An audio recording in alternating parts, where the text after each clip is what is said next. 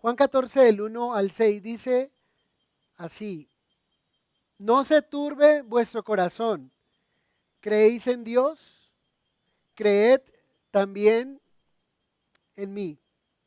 En la casa de mi Padre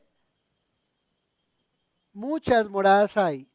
Si así no fuera, yo os lo hubiera dicho. Voy pues a preparar lugar para vosotros. Y si me fuere y os prepararé lugar, vendré otra vez y os tomaré a mí mismo, para que donde yo estoy, vosotros también estéis. Y sabéis a dónde voy, y sabéis el camino. Le dijo Tomás: Señor, no sabemos a dónde vas, ¿cómo pues podemos saber el camino? Jesús le dijo: yo soy el camino y la verdad y la vida. Nadie viene al Padre sino por mí. Señor, gracias te damos por tu amor. Gracias, Señor, por tu bendición. Gracias por darnos este privilegio. Gracias por permitir, Señor, abrir las Escrituras y en ellas encontrar palabras de vida eterna. Hoy te pedimos que tu palabra tenga cabida en nuestro corazón, como también en nuestra mente, Señor, y que surja el efecto por la cual fue enviada, que seamos transformados por tu palabra. Renueva nuestros pensamientos por medio de tu palabra. Te lo pedimos en el nombre de Jesús. Amén y amén. La ansiedad es un problema de salud mental común en todo el mundo. Según la OMS, Organización Mundial de la Salud, alrededor del 4% de la población mundial sufre trastornos de ansiedad. Las mujeres tienen aproximadamente el doble de probabilidades de experimentar ansiedad en comparación con los hombres. Aquí encontré la clave. La ansiedad es la sexta causa de discapacidad a nivel mundial. ¿Sí? Y bueno, vemos aquí que hay una edad y factores de riesgo. Los trastornos de ansiedad suelen aparecer antes de los 21 años. El estrés, traumas, genética y consumo de sustancias pueden aumentar el riesgo. Increíble, porque hoy lo primero que vemos, el primer versículo, es una exhortación que el Señor está haciendo a sus discípulos. ¿Y cuál es la exhortación que encontramos en el primer versículo? No se turbe vuestro corazón. ¿Creéis en Dios? Creed también en mí. ¿Por qué? Ahora tenemos que recordar que esta exhortación está justo después del capítulo 13.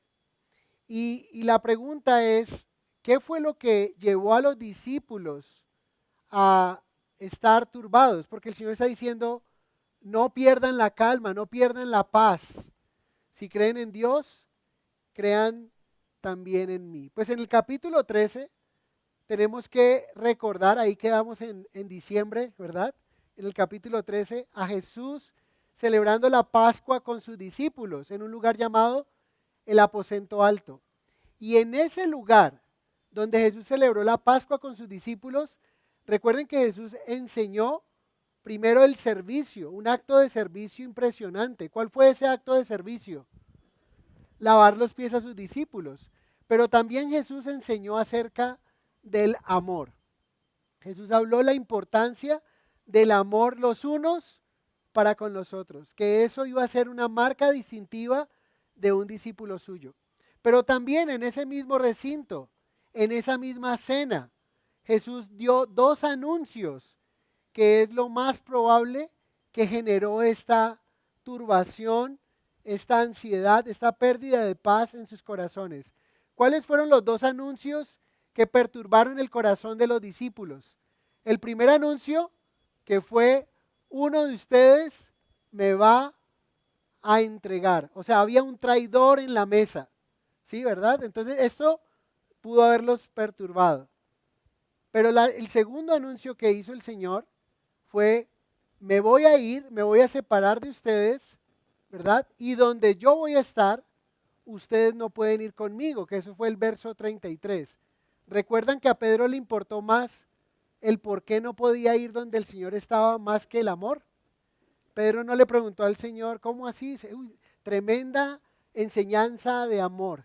Voy a empezar a amar a mis hermanos", sino que Pedro lo que más le llamó la atención es, ¿y por qué donde usted va yo no puedo ir? ¿Sí? Eso fue lo que más le impactó a él. Él quería estar donde el Señor estuviera. Entonces, estamos viendo que el Señor dice que no se turbe vuestro corazón. O sea, hay una ansiedad en ellos, hay una perturbación en su mente, hay algo que no les ha quitado la paz. Y lo que hace el Señor de alguna forma es, en el capítulo 14, lo que estaremos tratando en todo el capítulo 14, es como esas razones de peso, esos argumentos importantes por los cuales no deberían estar turbados. Ahora, el Señor cuando dio estos anuncios, no les anunció esto para perturbarlos. El Señor les anunció esto para que cuando ocurriera, ellos se dieran cuenta que el Señor lo había anunciado. Y esto mostraba que el Señor sabía todo y que a Él nada le tomaba por sorpresa. Y eso muestra una característica de Jesús, que sabemos que Jesús es Dios hecho hombre. Entonces Jesús nunca informó lo que informó, nunca les dijo lo que les dijo para que ellos perdieran, para que ellos no tuvieran paz. Ese no es el propósito de Dios. El propósito de Dios es informarnos acerca del futuro, el propósito de Dios es informarnos acerca de lo que ha de venir, es para que nosotros podamos confiar en Él y para que nosotros podamos estar advertidos que cuando vengan esas situaciones no nos desanimemos, sino que sigamos en nuestra fe con el Señor. Entonces, lo que está diciendo Jesús o lo que está diciendo aquí el Señor es que el antídoto para la turbación, el antídoto para la pérdida de la paz mental quizá es la confianza en Él. Él dice, creéis en Dios, creed también en mí. Creer en Él, la palabra creer es tener fe. Cuando nosotros confiamos, cuando nosotros encomendamos nuestra vida, estamos creyendo, ¿verdad? Cuando nosotros entregamos nuestra vida al Señor, se la estamos encomendando. Y es lo que está diciendo, o sea, confíen en mí, crean en mí, descansen en mí. Eso que estoy diciendo no es para que pierdan la paz. Eso que estoy diciendo es para que ustedes crean quién les está hablando, para que puedan encomendar sus vidas a mí, que yo tengo cuidado de ustedes de alguna forma. Y sabes, al igual que los discípulos, son muchos los motivos, como acabamos de ver, el 4% de la población mundial sufre de ansiedad, ¿sí? De pérdida. La ansiedad es esa falta de paz, esa intranquilidad, esa perturbación de qué va a pasar. Yo no sé ustedes, pero yo creo que ver las noticias siempre es un desafío, porque no sé si ustedes inmediatamente ven las noticias y se dan cuenta lo que está pasando a nivel mundial, ¿verdad? Lo que está pasando con Colombia puntualmente, con relaciones con Estados Unidos, ¿sí? Lo que puede pasar también con el aumento del costo de vida, con todos estos aranceles. No sé si usted le trae un ánimo o si usted es de los que dice, no, hay que buscar para dónde irse, pero hay que irse de este país. No sé si usted es de los primeros que dice, no, hay que irnos, tenemos que irnos de aquí, ¿sí? O inmediatamente eso le empieza a traer sueños y pesadillas de que le va a faltar la comida, de que algo va a pasar con usted. Pero yo creo que nosotros vivimos unas realidades que naturalmente pueden traernos a nosotros pensamientos que quiten esa paz, ¿sí? Vivimos en una sociedad violenta, vivimos en medio donde la violencia se ha ido aumentando, ¿sí? Donde de alguna forma muchas cosas podrían traer a nuestra vida esa turbación. el anuncio de una enfermedad difícil, de difícil curación o incurable, las dificultades económicas por falta de empleo, problemas en el matrimonio, las crisis del país, la pérdida de un familiar querido. Y es natural que nosotros sintamos temor. Es natural que pueda venir eso a nuestra vida. Pero lo que el Señor, según lo que dice en su palabra, y espera y quiere de nosotros, es que nosotros no dejemos que eso invada nuestro corazón. A tal punto, como se dicen algunas veces, el peor consejero es el miedo. Porque el miedo nos puede llevar a tomar decisiones incorrectas. Y nosotros no debemos tomar decisiones por miedo, por temor, sino que nosotros debemos tomar decisiones basadas en lo que Dios dice en su palabra. Entonces el Señor está dando el antídoto para la falta de paz. Es creer en Jesús, es confiar en Él. Y eso es lo que alivia los corazones de personas atribuladas. ¿Qué dice Isaías 26:3?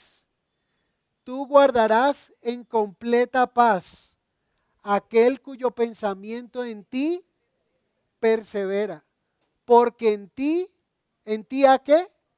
Es exactamente lo mismo. Lo que dijo el profeta Isaías es lo que Jesús le está diciendo a sus discípulos y lo que Pedro más adelante va a decir en su carta. Dice, no estéis ansiosos, sino que echemos toda nuestra ansiedad sobre Él porque Él tiene cuidado de nosotros.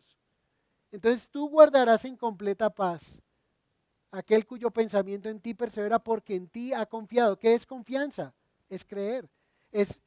Ha esperado, se ha refugiado en el Señor.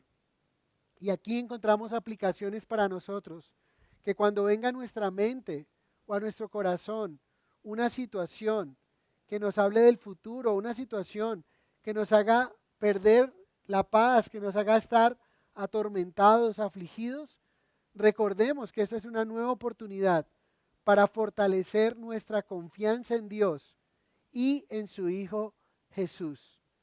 Importantísimo esto que el Señor nos dice. El antídoto entonces contra la turbación no consiste simplemente en tener fe en la fe, sino en quién depositamos nuestra fe. Y Jesús claramente dice ahí, ¿creéis en Dios? ¿Creéis en Dios? Creed también en mí. ¿Cuál es el antídoto frente a la turbación, frente a la pérdida de la calma, frente a la ansiedad?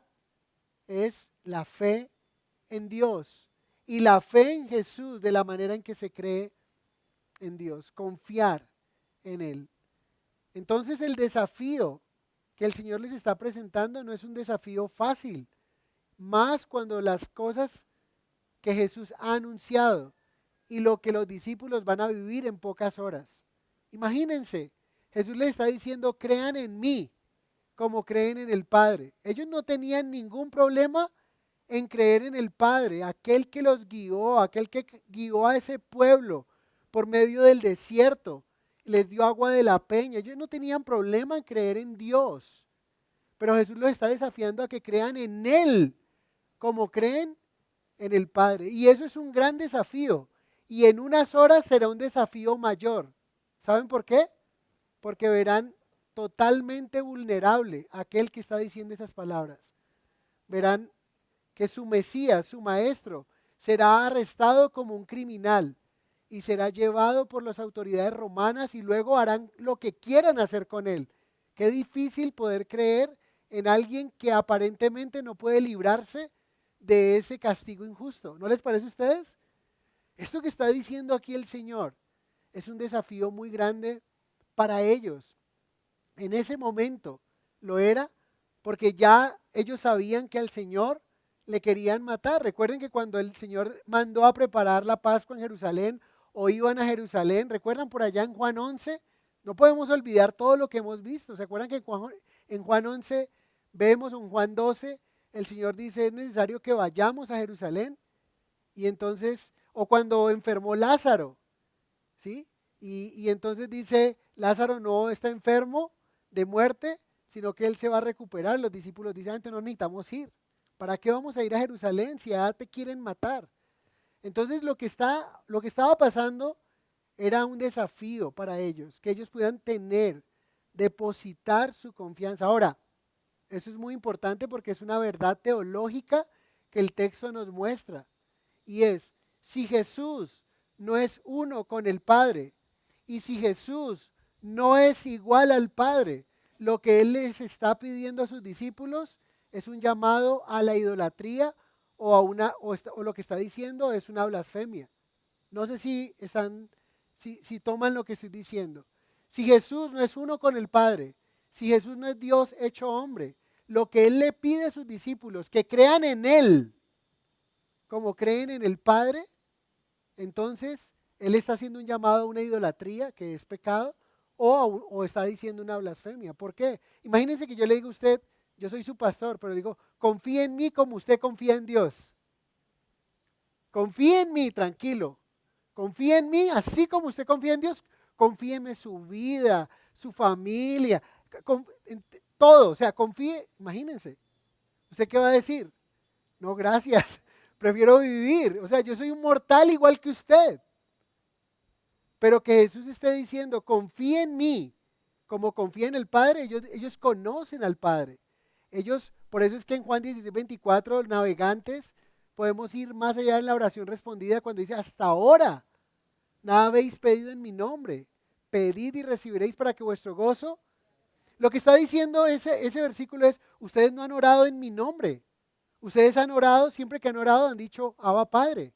Y está bien, pero ahora pueden orar a mí, porque toda potestad me ha dado arriba, me ha dado el Padre en los cielos y abajo en la tierra.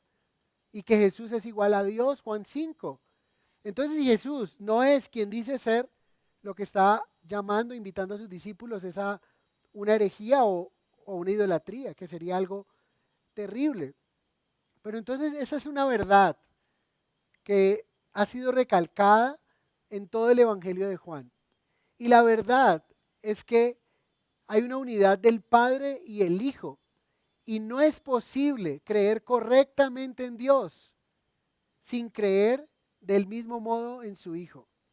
Ustedes pueden encontrar cualquier cantidad de declaraciones de fe donde Jesús es visto como un buen profeta, como un maestro, como alguien importante, pero no como el Hijo de Dios o como Dios mismo.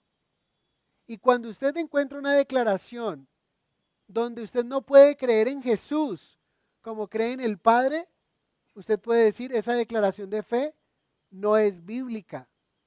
Pregunta, ¿quién está hablando en el verso 1? ¿Quién está hablando en el verso 1? Jesús. ¿Y qué está diciendo Jesús a sus discípulos?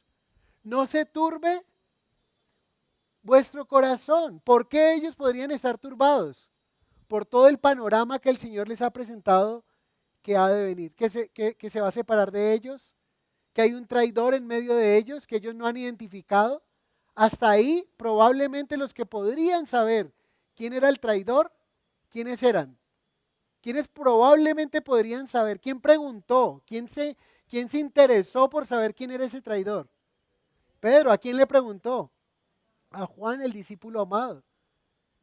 Y ahí hablaron y el Señor, y recuerden que la señal que el Señor dio era una señal que en la mesa todos compartían y todos mojaron el pan. O sea, el Señor volvió a dejarlos uno de ustedes. Porque si Pedro hubiese sabido que Judas, cuando salió, no fue a comprar algo para los pobres, y no fue a comprar algo para la Pascua, sino fue a vender al Señor, es posible que Pedro no hubiese dejado salir vivo a Judas de allí, ¿verdad? Entonces, estamos diciendo que toda declaración que no conduzca a honrar al Hijo como honramos al Padre, no es bíblica. ¿Qué dice primera carta de Juan capítulo 2, verso 23? Primera carta de Juan capítulo 2, verso 23. Dice, todo aquel que niega al Hijo, muy bien, dice, tampoco tiene ¿quién? Miren, si usted encuentra una declaración de fe por muchos años que tenga, por muchas sedes que tenga, toda declaración de fe donde nieguen al Hijo, ellos no tienen al Padre que dicen tener. Pero luego dice, el que confiesa al Hijo, tiene también ¿a quién? Al Padre. Muy bien. Con este mandamiento está implícito, entonces, el crecimiento y la madurez de la fe de los discípulos en su relación con Jesús. Y como les digo, el capítulo 14 se desarrolla como, si pudiéramos decirlo, como razones. Usted puede poner ahí o encontrar razones por las cuales usted no debería perder la paz.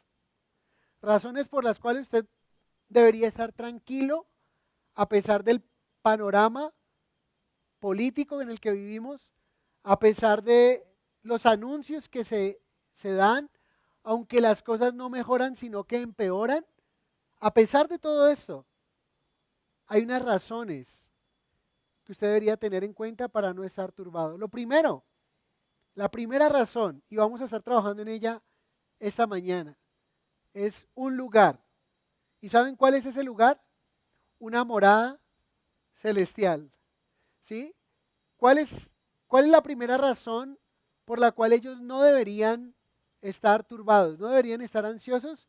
Y es que hay un lugar que se nos ha prometido donde todo ese panorama oscuro, donde todo ese dolor de cabeza, donde todas esas situaciones que vivimos aquí, allá no van a estar.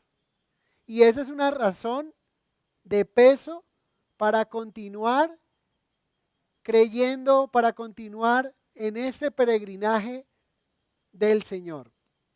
Entonces miren lo que dice el verso 2. En la casa de mi Padre muchas moradas hay. Si así no fuera, yo os lo hubiera dicho. Voy pues a preparar lugar para vosotros.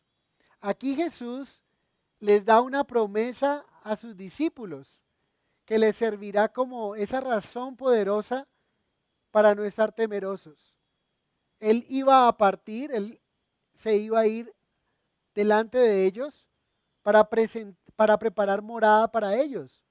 Y esa morada dice que está en la casa de su padre. Ese lugar es en la casa de su padre. Ahora, ¿qué es una morada?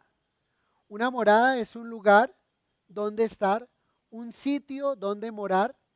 Y ese lugar, el Señor dice que es en la casa de su padre. O sea, es claro que el lugar del que el Señor está hablando no era un lugar físico, temporal o terrenal. Porque si bien es cierto, el Señor habló del templo físico de Jerusalén como la casa de mi Padre. ¿Se acuerdan cuando el Señor limpió el templo? ¿Y qué dijo el Señor? Dice que la casa de mi Padre, prácticamente estoy parafraseando, esta casa será llamada casa de oración, pero ustedes han convertido esta casa, esta morada, en cueva de ladrones. O sea, si Jesús le llamó a esa casa, a ese templo, la casa del Padre, ¿a qué casa se está refiriendo? Sabemos que es una casa espiritual, sabemos que es una morada eterna y espiritual en los cielos. Quiero que me acompañen rápidamente a Hebreos 9, 24, porque allí nos dice un poco acerca de esta casa.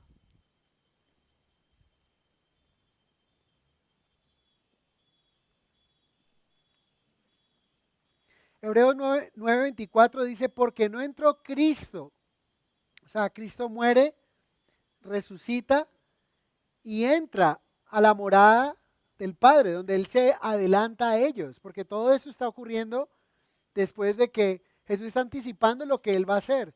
Y en Hebreos 9:24 el autor dice, porque no entró Cristo en el santuario hecho de mano, figura del verdadero, sino en el cielo mismo. ¿Dónde entró Cristo?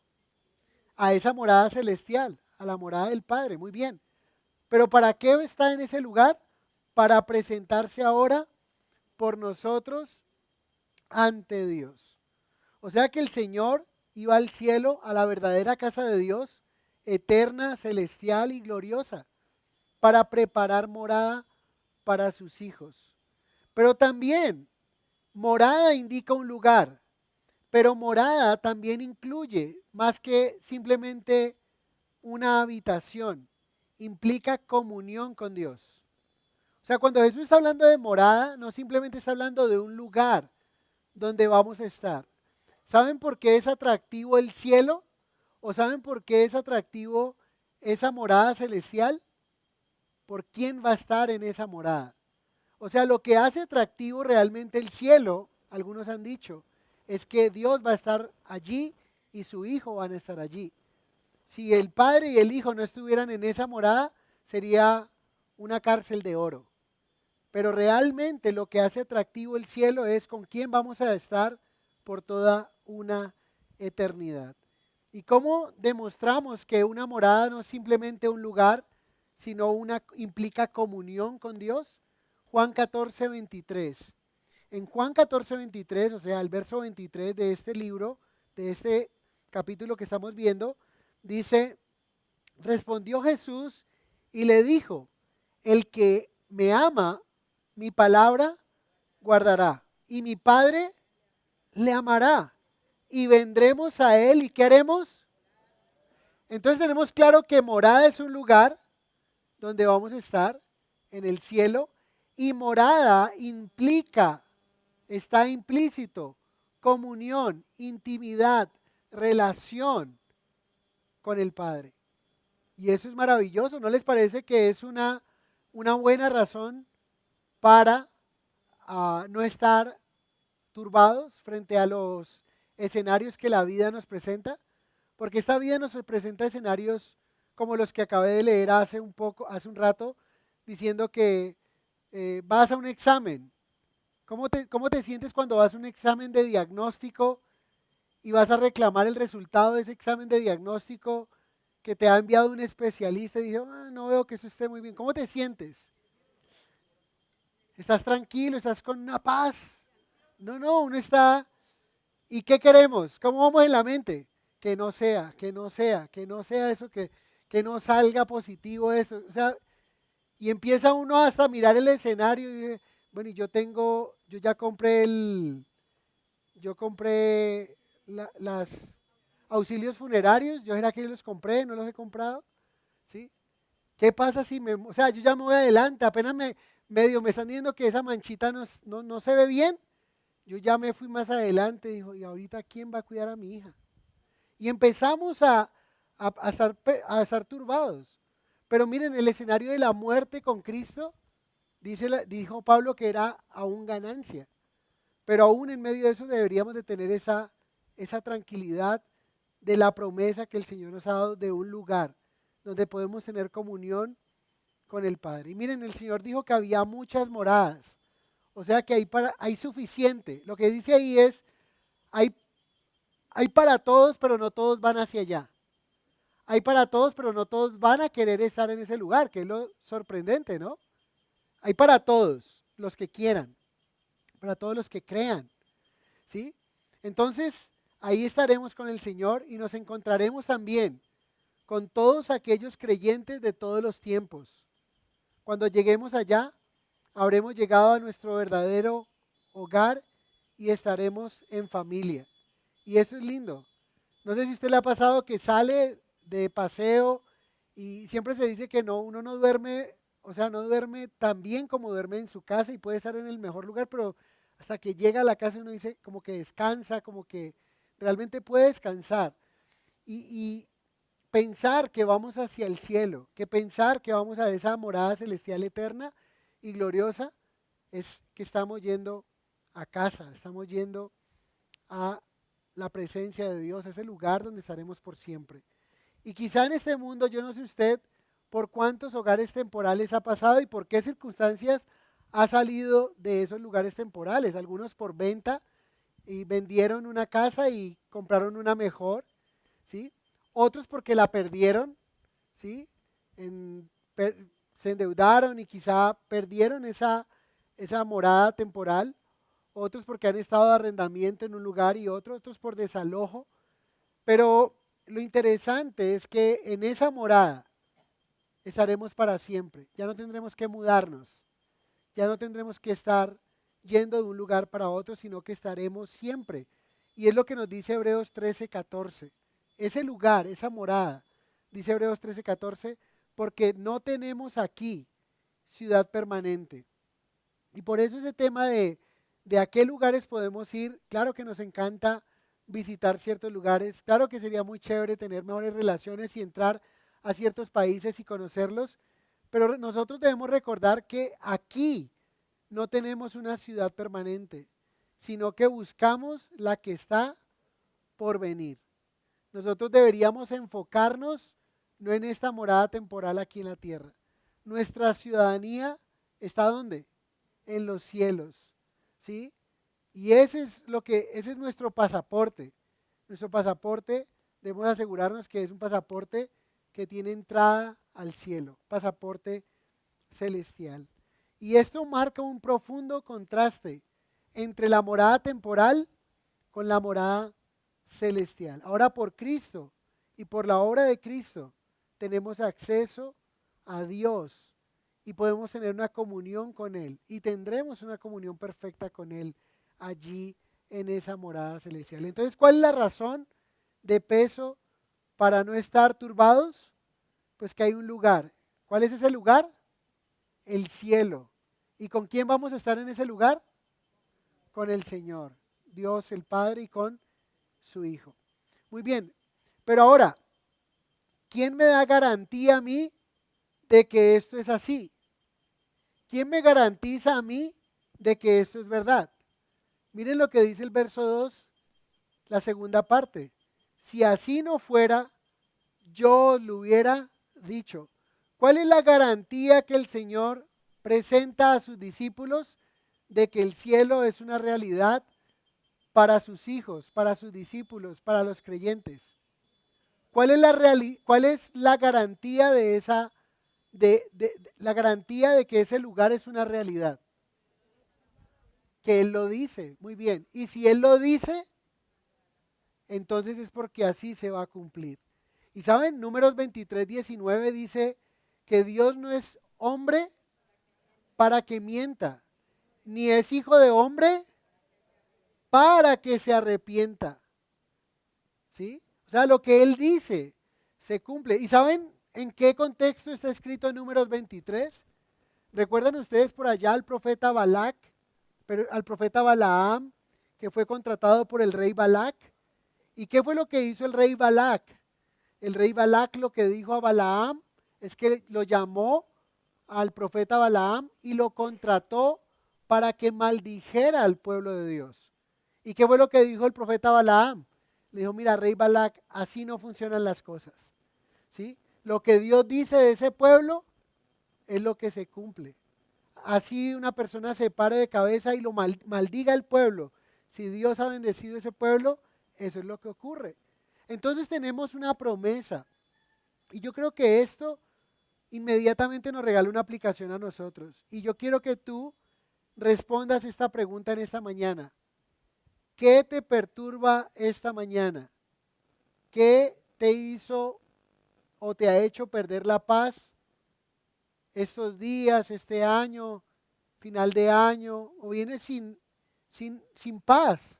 Estás turbado.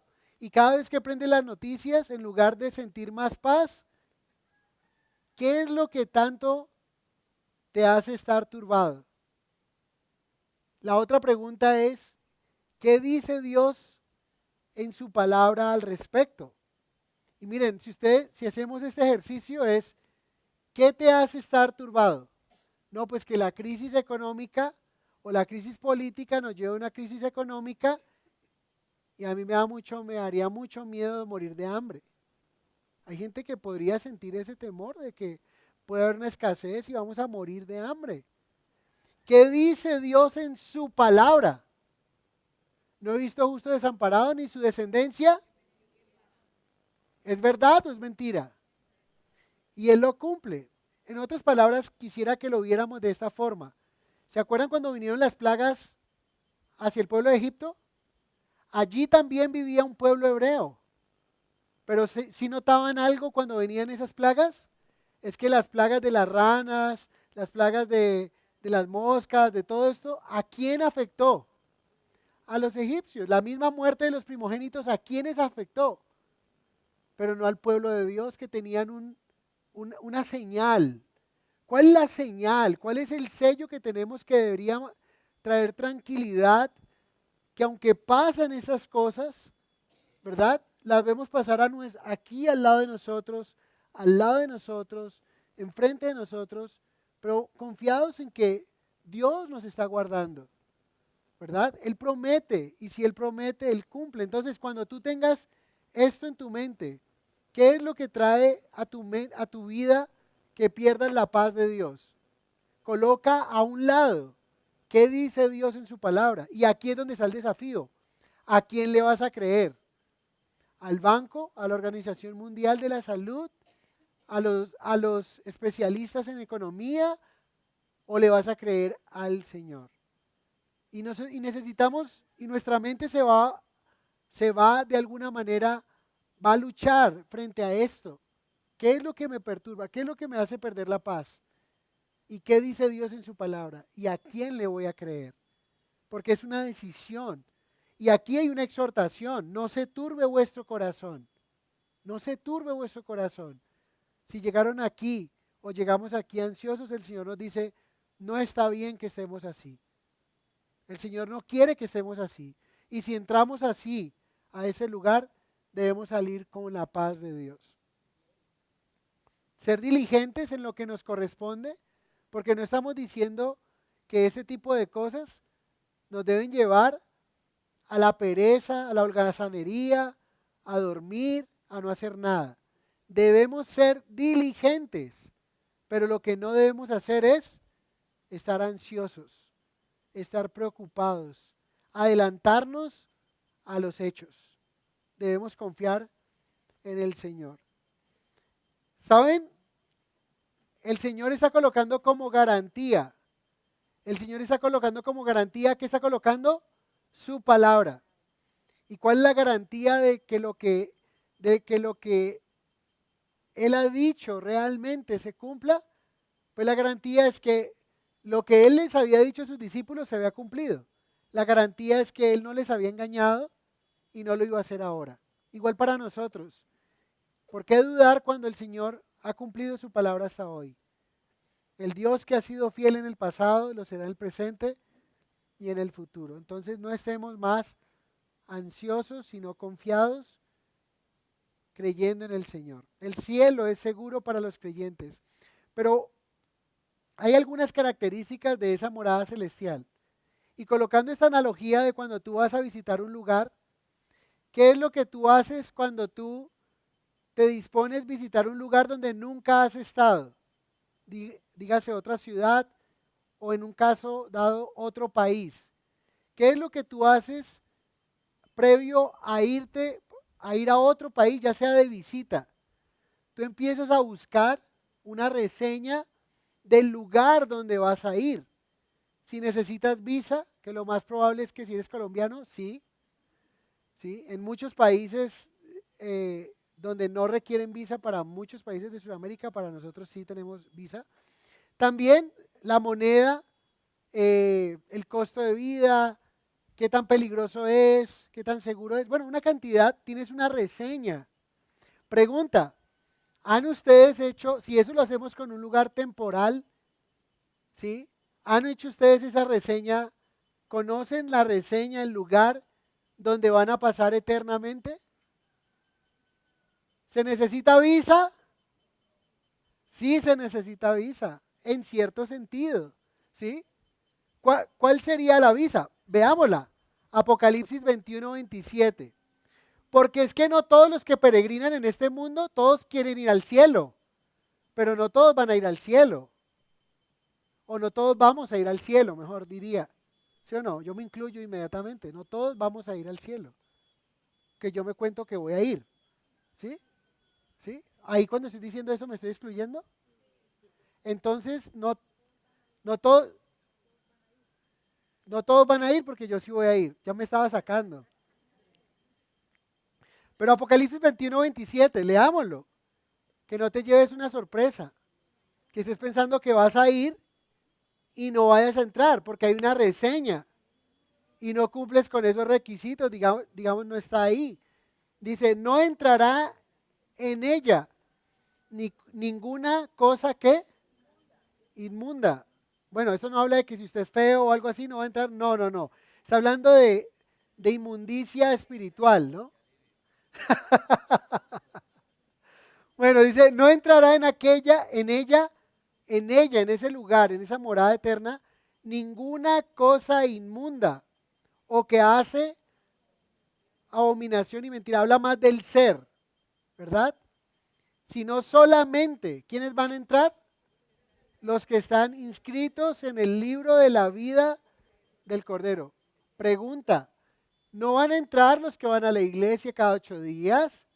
¿No van a entrar los que se persignan cada día, los que dicen mil Jesús por día? No, no dice eso. ¿Quién es el Cordero? ¿Cómo hago para estar inscrito en el libro de la vida del Cordero? O sea que está hablando de un libro de la vida, que el Cordero de Dios que quita el pecado del mundo, Juan 99, cuando usted ha creído en Él, entonces usted ha sido inscrito en su libro, el Cordero de Dios. Cristo Jesús tiene un libro escrito, los nombres que Él mismo ha inscrito. Y a Él no se le va a pasar nadie como que se le pasó porque no lo vi, no te alcanzó a ver y pasaste. No, no, no. Estás inscrito porque Él te inscribió. Y si no estás inscrito, es porque no tienes nada que ver con Él. Porque o no has creído en Él, no lo has recibido, no has confesado su nombre y no te has arrepentido. Pero miren más características de este lugar. Apocalipsis 22:5. No habrá allí más noche y no tienen necesidad de luz de lámpara ni de luz del sol, porque Dios el Señor los iluminará y reinarán por los siglos de los siglos. O sea, ya no tendremos estas lumbreras, ¿sí? El sol, la luna, porque Dios mismo es quien alumbra ese lugar. Apocalipsis 7, 16 y 17. Ya no tendrán hambre ni sed, y el sol no caerá más sobre ellos, ni calor alguno, porque el Cordero que está en medio del trono los pastoreará y los guiará a fuentes de aguas de vida. Y Dios enjugará toda lágrima de los ojos de ellos. Y miren Apocalipsis 21:4, características del lugar. Y yo creo que por eso no deberíamos estar perturbados, estresados, ansiosos. No deberíamos de ser parte de la población que está ansiosa, estresada y afanada. Porque Apocalipsis 21:4 dice, enjugará Dios toda lágrima de los ojos de ellos, y ya no habrá muerte, ni habrá más llanto, ni clamor, ni dolor, porque las primeras cosas pasaron. ¿No les parece que esto trae un alivio a nosotros? Saber que en ese lugar ya no vamos a tener esta aflicción en la carne, que no vamos a tener que estar dependiendo de una pastilla, de un tratamiento médico, que no vamos a tener que ahí ya no va a haber muerte, que allí no habrá más llanto, no sufriremos por decepción, no sufriremos como consecuencia del pecado, la traición, no sufriremos todo lo que sufrimos aquí. No habrá clamor ni dolor, porque las primeras cosas pasaron. Y Jesús quiere que sus discípulos piensen en ese lugar.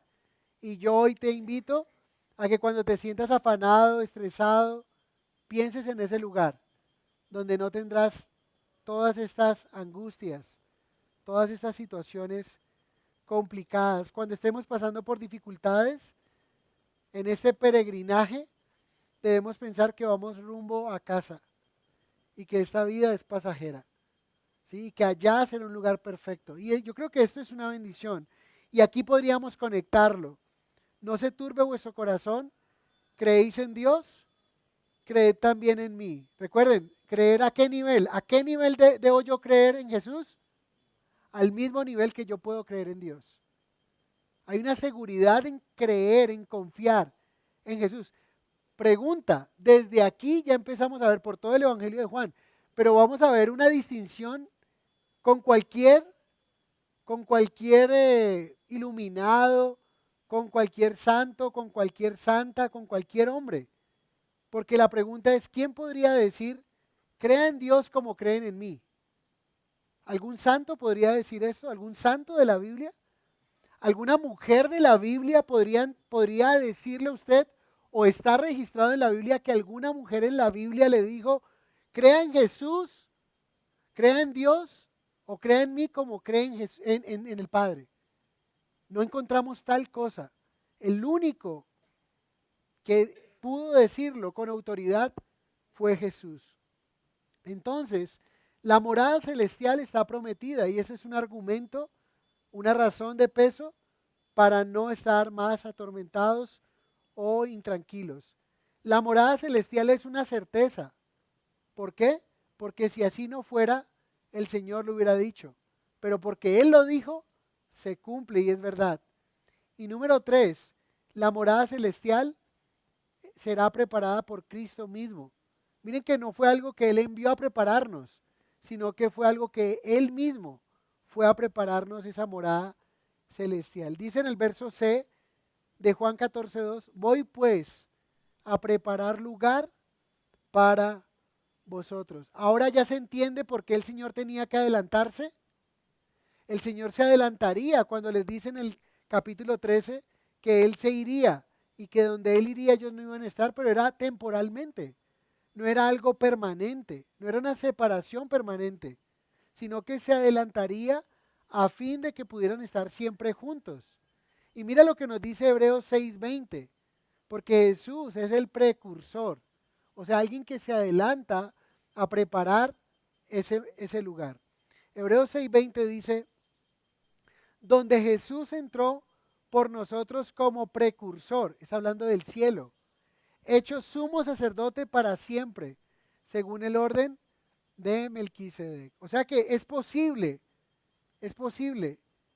gracias a la obra de Cristo, gracias a lo que Él hizo, que Él ha entrado como sumo sacerdote, que nosotros podamos estar en esas moradas eternas con el Padre. Y Él se convierte como en el precursor. Ahora, también podríamos pensar, ya hemos hablado de que las moradas es un lugar y que las moradas nos hablan de comunión, pero la morada o esas moradas también nos pueden hablar de, parte de esa morada podría ser un cuerpo glorificado. Segunda de Corintios 5 del 1 al 4 nos dice acerca de esto, ¿sí? O sea que esa morada que recibiremos del Padre para poder, recuerden que no va a entrar ninguna cosa inmunda. Y si no va a entrar algo inmundo, debe decir que este cuerpo mortal, este cuerpo que se marchita, este cuerpo que es imperfecto, no va a entrar. O para que entre ese cuerpo debe entrar con una transformación. Y eso es parte del cuerpo glorificado que el Señor nos va a dar para poder disfrutar de ese lugar. Miren lo que dice 2 Corintios 5 del 1 al 4.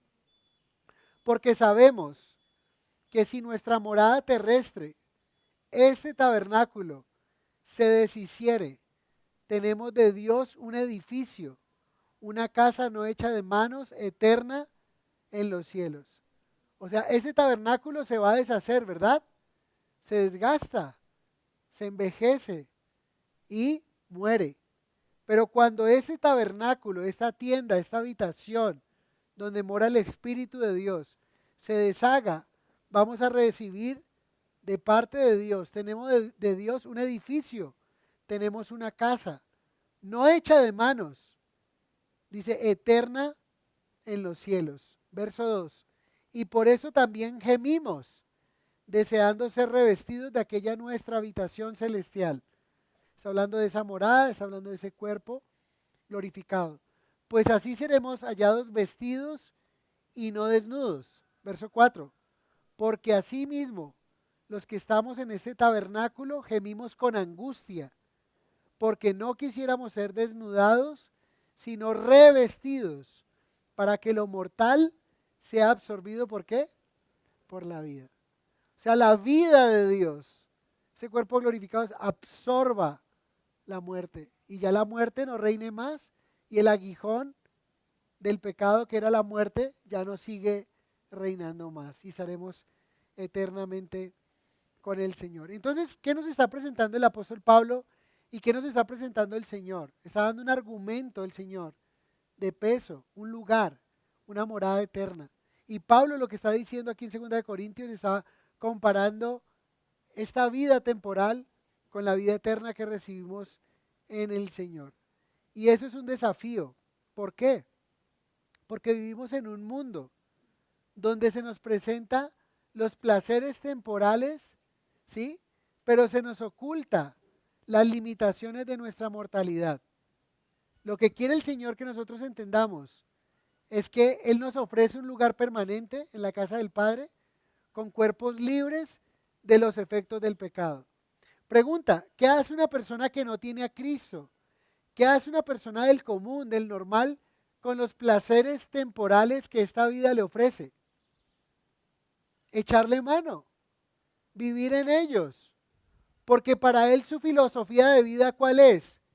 Comamos y bebamos y mañana moriremos.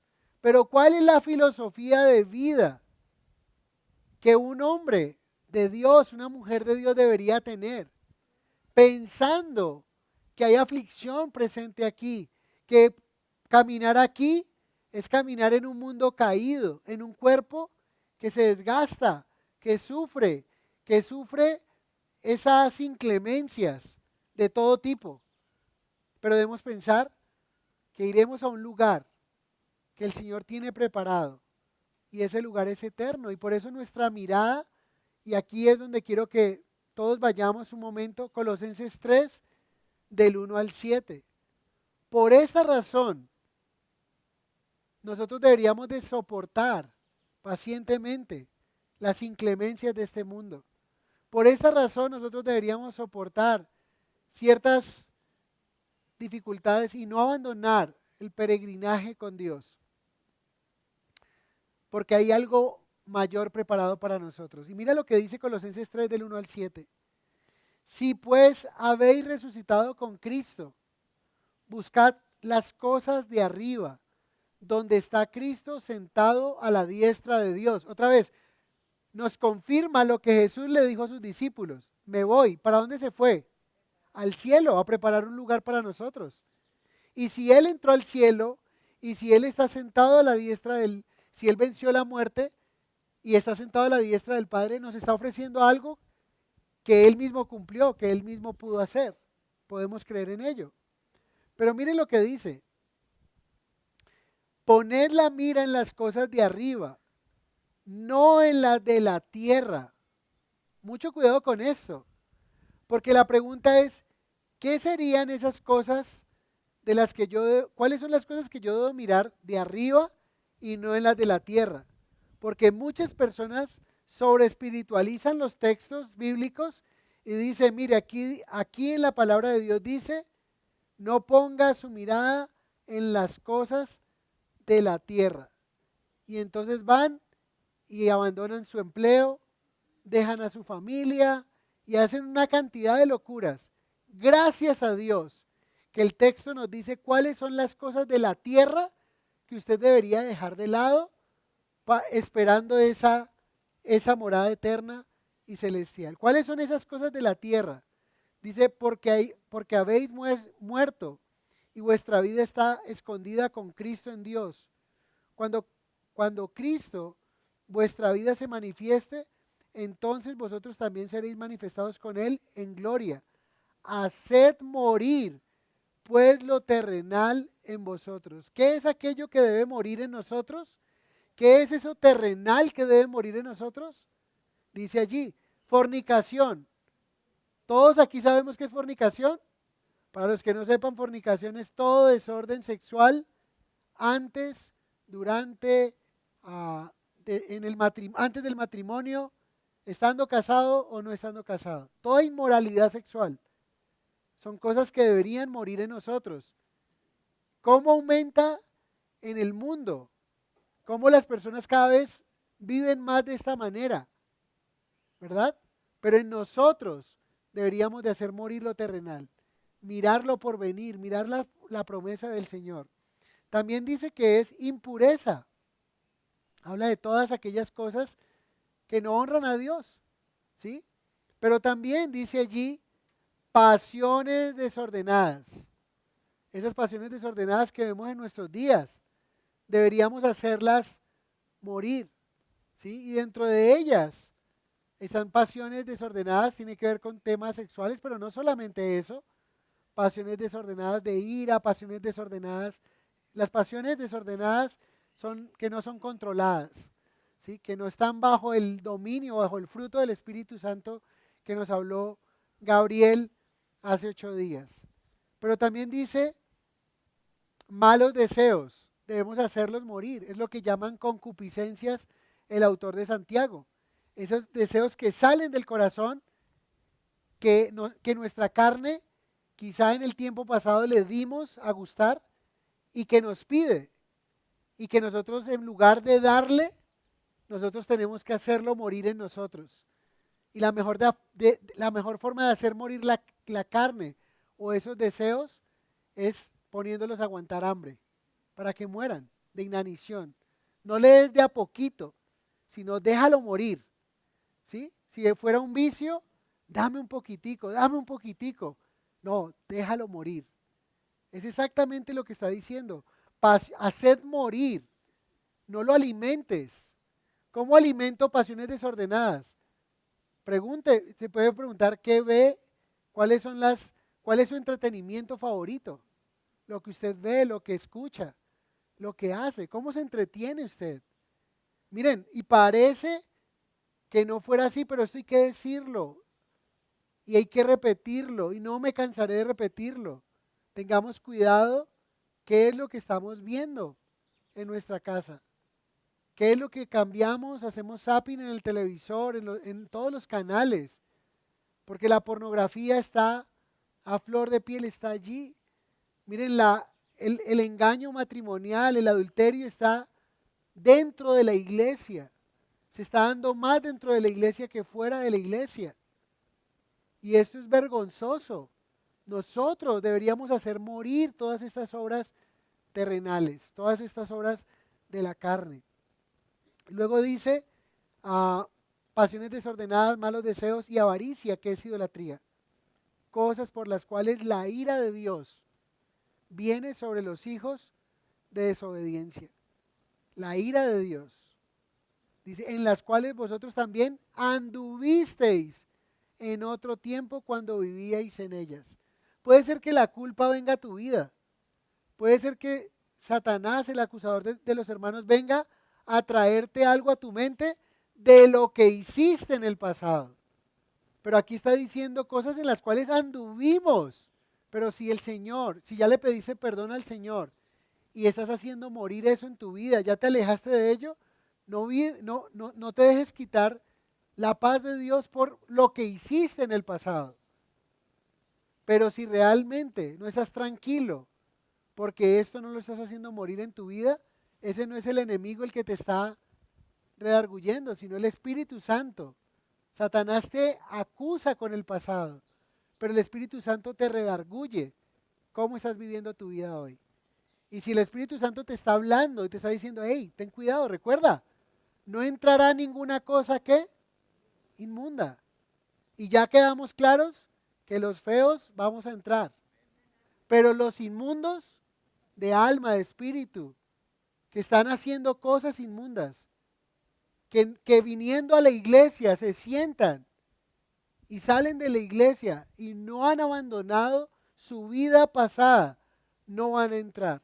Y oro a Dios que el Espíritu Santo siga redarguyendo su mente, su corazón y que usted no tenga paz hasta que suelte, hasta que abandone, hasta que haga morir esto terrenal, esto carnal en usted. Pero si usted está siendo perturbado por un pecado que cometió en el pasado, del cual se arrepintió, Primera de Juan 1:9, si confesamos nuestros pecados, Él es fiel y justo para perdonarnos y limpiarnos de toda, eso se llama garantía del perdón. Pero la garantía del perdón ocurre cuando usted y yo confesamos nuestro pecado. Si usted no lo ha confesado, le pido al Señor que le mueva, lo remueva como le pasó a David, que cuando callé, no confesé mi pecado y mi verdor se convirtió en sequedad. Que usted se sienta así, que el Señor no lo deje tranquilo hasta que usted no confiese, por amor a usted.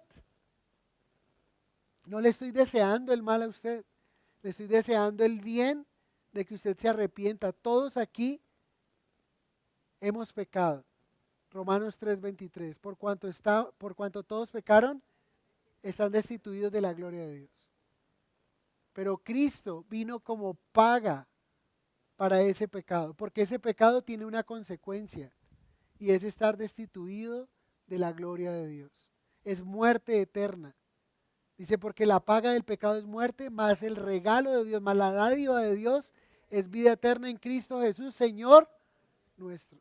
Y Cristo vino para establecer un puente entre Dios, Padre, y nosotros. Y Cristo vino y murió y tomó nuestro lugar.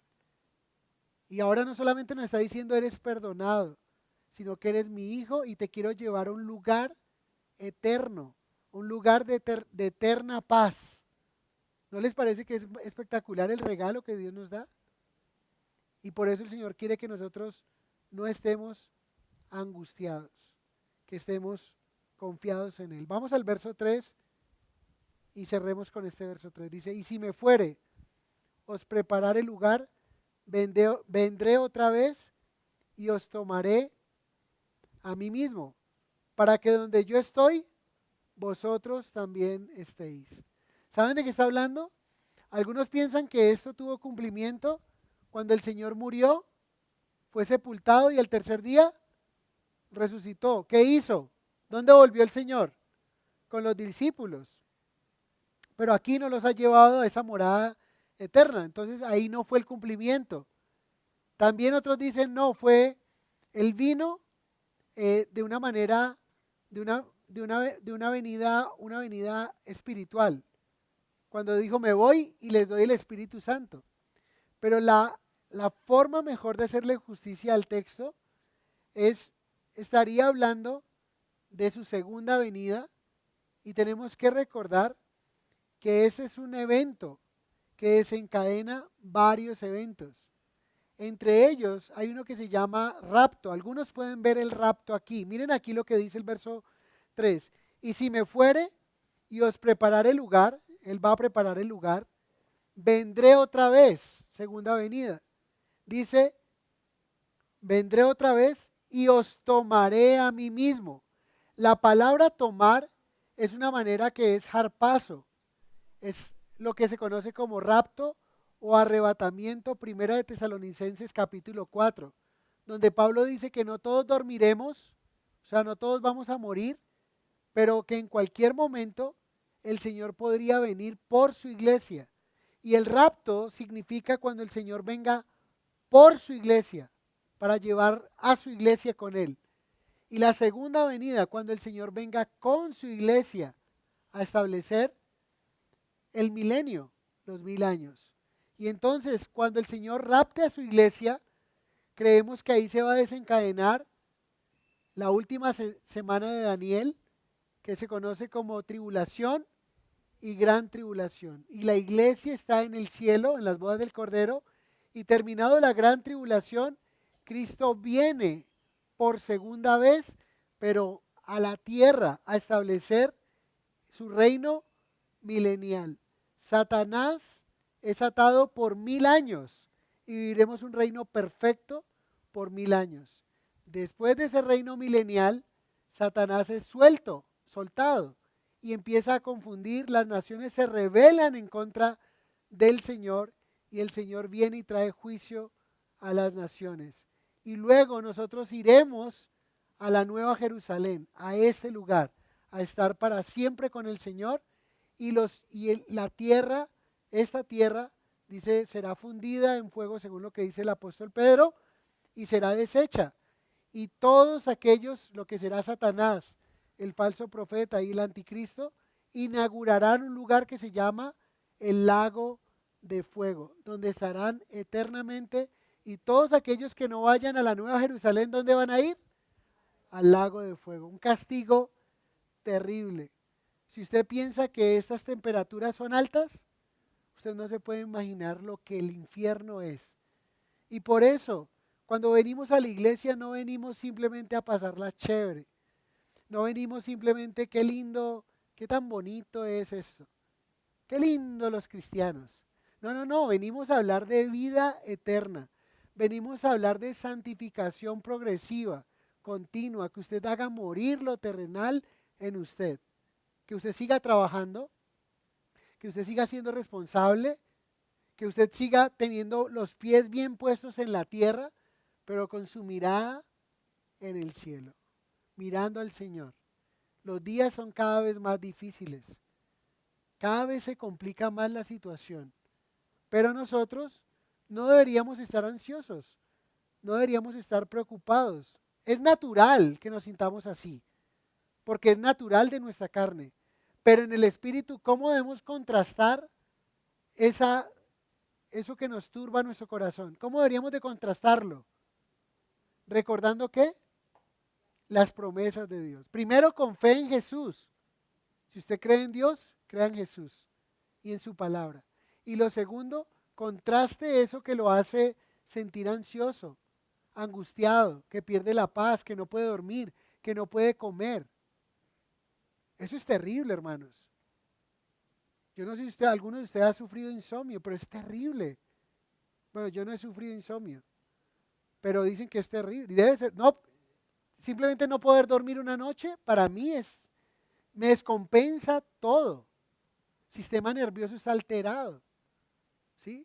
Los que les da gastritis, cuando se preocupan. Bueno, hay muchas manifestaciones.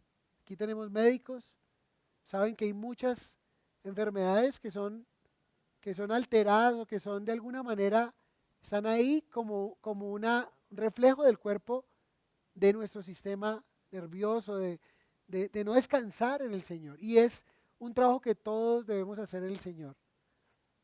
Ustedes, yo, estamos llamados a eso. No se turbe vuestro corazón, creamos en Dios. Tenemos una razón, ¿cuál es? Un lugar eterno, real, que Dios nos ha prometido. Amén. Que el Señor nos ayude a confiar en Él. Padre, gracias te damos por tu palabra. Gracias te damos porque nos has dicho hoy que hay un lugar eterno preparado para aquellos que el Cordero haya inscrito. Y yo te pido, Señor, si en esta mañana hay aquí una persona, quizá hay alguien aquí que nos visita o hay alguien que conscientemente no ha creído en ti, no ha tomado una decisión por ti, no ha abierto su corazón a ti, a tu palabra. Quizá viene a la iglesia por mucho tiempo, viene a la iglesia porque su esposo viene a la iglesia o su esposa viene a la iglesia o sus papás vienen a la iglesia, pero en realidad no ha abierto su corazón a ti. Que en esta mañana, Señor, arregle ese asunto contigo, que arregle ese asunto de separación del pecado. Número uno, pidiéndote perdón. Número dos, creyendo en ti como Señor y Salvador. Y número tres, pidiéndote que escribas su nombre en el libro de la vida eterna, en el libro de la vida del Cordero inmolado. Ese fuiste tú, Señor. Juan el Bautista te presentó como he aquí el Cordero de Dios que quita el pecado del mundo. Y si hay alguien aquí que quiera abrir su corazón al Señor y quizá no lo ha hecho, yo quiero guiarle en esa oración y puede repetir conmigo. No es una oración mágica, pero es una oración con fe, donde usted, con fe en Jesús, con fe en el Padre, usted confiesa al Señor. Puede decir lo siguiente: Señor Jesús, hoy te agradezco por esta exhortación que me has dado, que no debo estar intranquilo, que no debo perder la calma, que si creo en el Padre, también puedo creer en ti.